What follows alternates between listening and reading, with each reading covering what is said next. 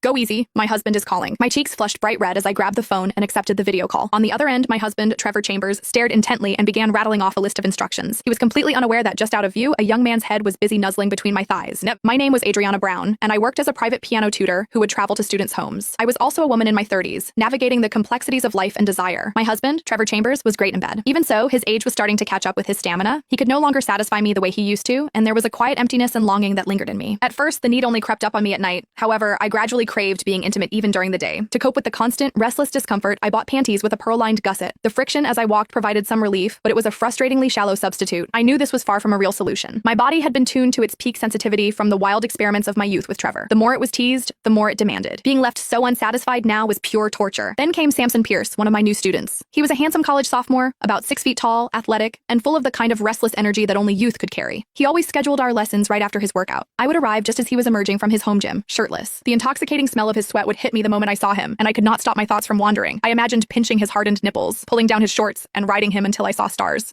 One day, I arrived for a lesson and found Samson in a foul mood. I leaned over him from behind, guiding his hands on the keys, but he was completely distracted and kept hitting the wrong notes. To be honest, I was distracted too. Samson was shirtless, his bronze skin slick with sweat, and the heat rolling off his body was intoxicating. The scent of his sweat, mixed with that raw testosterone, went straight to my head. As I bent over him, I had a perfect view of his pectoral muscles, still swollen and pumped with blood from his workout. I want to lick them so badly. Just as the thought popped into my head, a loud bang snapped me out of it. Samson suddenly slammed his hands down on the keys with a jarring chord and stood up abruptly. Not only did I jump in surprise, but his solid back muscles also slammed right into my chest. It did not hurt, though. Instead, a thrilling electric tingle shot through me. My mind was racing with desire, but I still managed to sound concerned. What's wrong? Are you feeling unwell? Nothing. I just got dumped and I'm not in the right headspace, he said, his tone surprisingly polite despite his anger. He added, Ms. Brown, why don't you take a break? I'm going to go back to the gym and hit the heavy bag for a bit to cool off. We can continue the lesson when I've calmed down. I'll pay you double for the extra time. Of course, I agreed.